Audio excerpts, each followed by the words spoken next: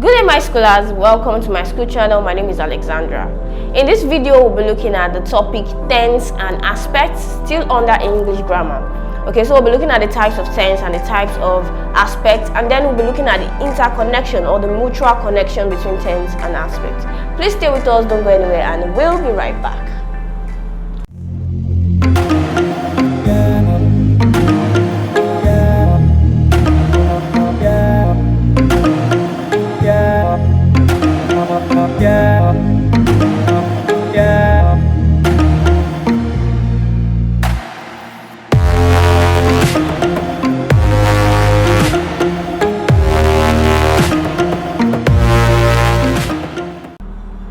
Welcome back to my school channel. So right now we'll begin the topic, and the topic for today's lesson is the tense and aspect.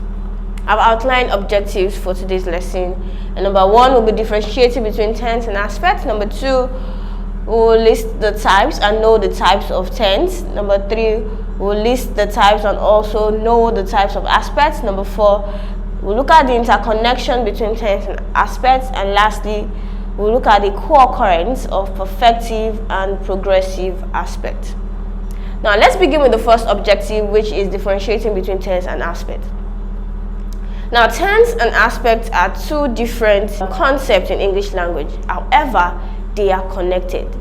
Now let me explain this using the description. Now what is tense? Tense equals to the actual time and action occur.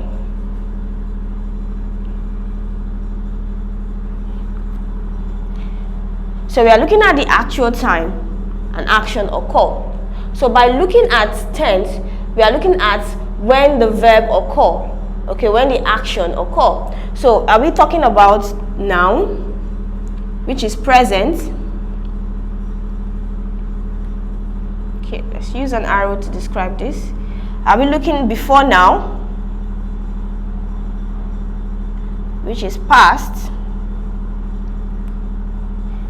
Are we talking about an action after now, which is future? So these are the time that are related to tense, the actual time and action occur.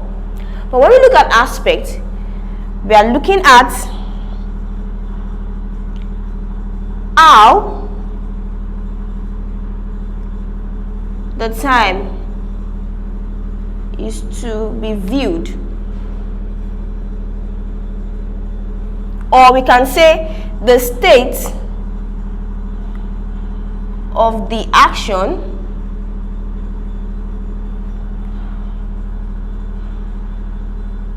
carried out.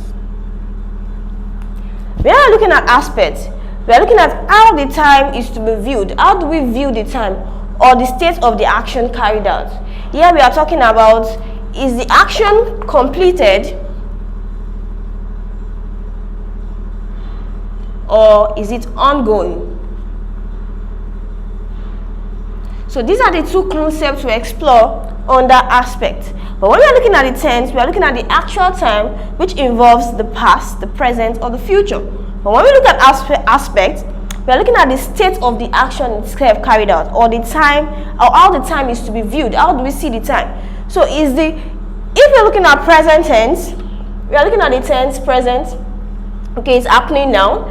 Okay, is it completed now, or is it ongoing now? If we are looking at the past, is it completed in the past, or is ongoing in the past? When we are looking at the future, is it completed in the future, or is ongoing in the future? So these are the differences between tense and aspect, and these are also the connection between tense and aspect. Now let's take a closer look at the differences between tense and aspect by moving on to the visual display. Okay, so the first perspective we'll be looking at is the functional one. Function, the tense, what does it do? It indicates the event or action in time. Okay, it has to do with the event or the action in time. But for the functional aspect, it indicates how an action or event is related to the flow of time. Okay, how it is related to the flow of time. When we look at the category perspective, there are three types of tenses in English: the present, the past, and the future. For aspect, the aspect is divided into two types: the progressive and perfective. So for the present, we mean now. For the past, we have before now, and future, we have after now. So for the progressive, we have ongoing or continuous, and for perfective, we have completed. Okay, so the connection, which is the last perspective, the tense is a major category of the verb. So by looking at tense, we are looking at the time of the verb.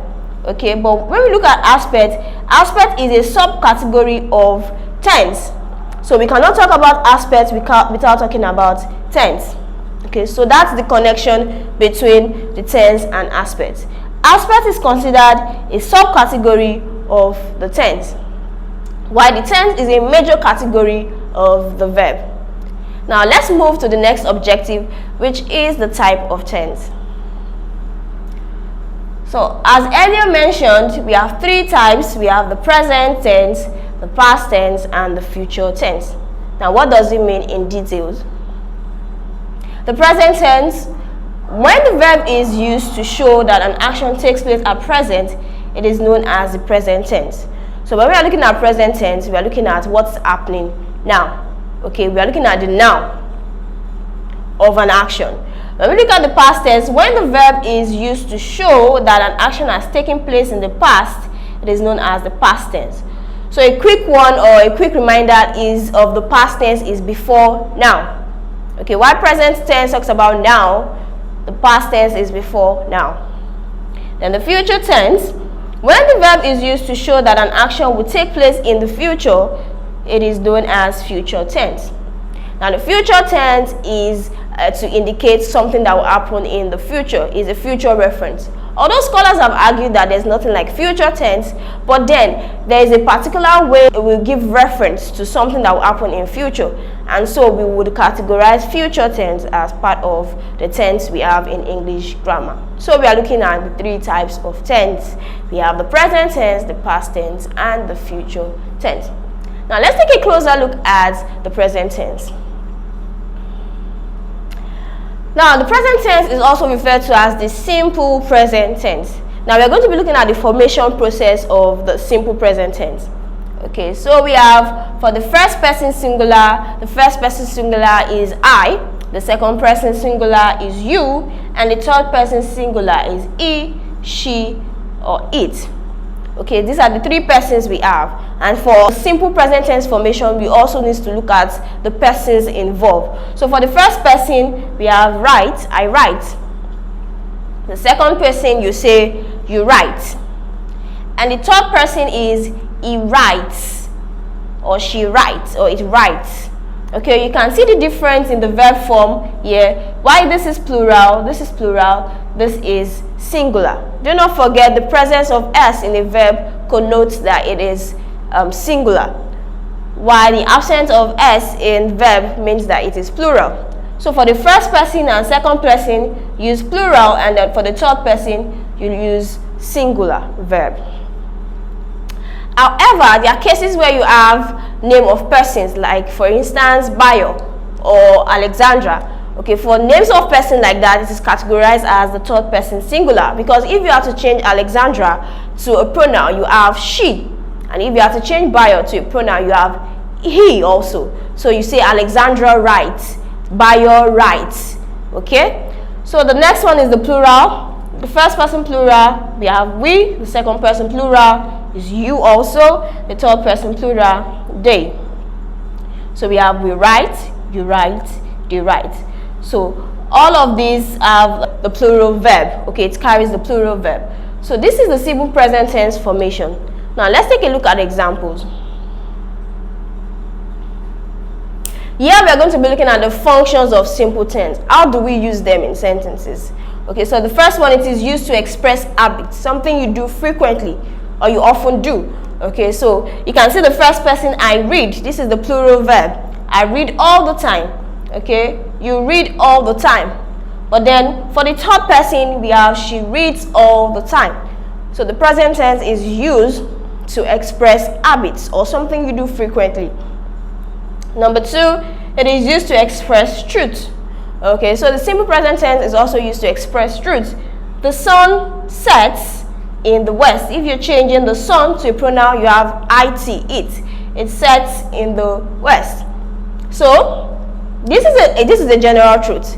It expresses a general truth. Spiders have 8 legs. The earth is round. So all of these are simple present tense. The next one, it is used to express planned activities. The bus leaves Ghana at 3 p.m. Okay, you can see the verb leaves suggesting a singular verb, and you are changing the bus to a pronoun. It is it. It leaves Ghana at 3 p.m. Okay, the mall closes tomorrow. Closes, okay, tomorrow. These all express simple present tense. It is used to express historical events. Okay, so what do we mean by historical events in a simple present tense? Historical is known to be something in the past, so why should a simple present tense express historical event? Now, in English grammar, there's what we call historical present, and this is used to give an account of something that's happened in the past. And grammarians use this to preserve existing culture, to preserve historical events, to appreciate it. So the concept about historical present is to preserve. Little wonder newspaper headlines will have their headlines written in simple present tense.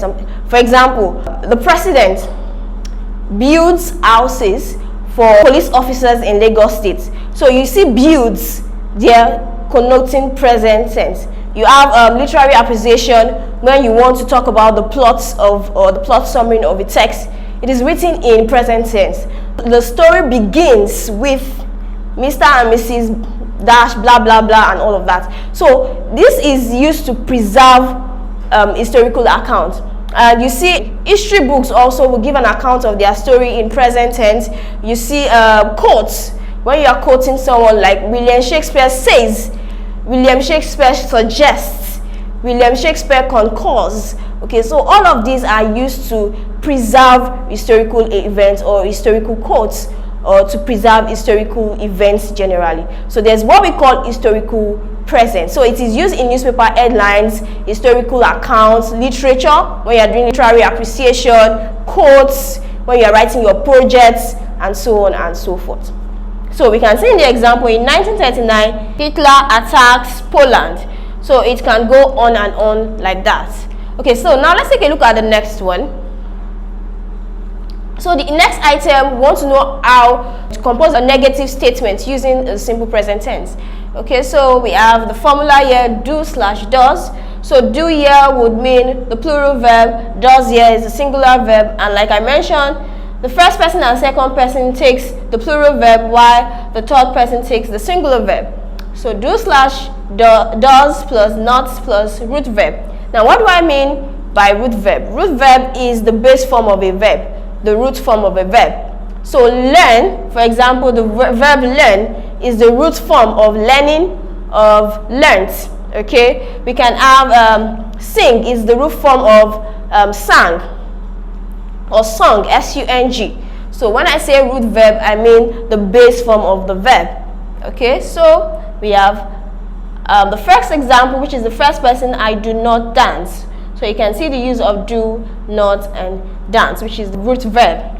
You do not dance. Okay, so this is the subject, do, not, and the root verb. She does not dance. So here, because it is the third person, we have to use the singular verb. So we have does, not, and dance being the root verb.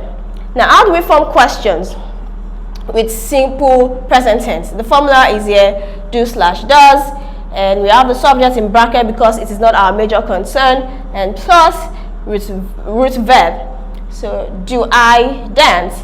Okay, do you dance? And does she dance? So these are questions. Okay, this is how you form questions in simple present tense. We'll move to the next objective, which is the types of aspects. We'll also look at the interconnection between tense and aspect, and lastly look at the co-occurrence of progressive and perfective aspects. All of this we'll be discussing in a special video package, which is the longer video. Please do well to subscribe. All you have to do to subscribe is to click on the link in the description below, which takes you to the My School website. There you'll be requested to subscribe. You can go ahead and subscribe so that you can enjoy the rest of this video lesson. Thank you for joining us. Do not forget to hit the like button, click on the subscribe button, and lastly, tap on the bell notification to get informed as soon as we release the next videos.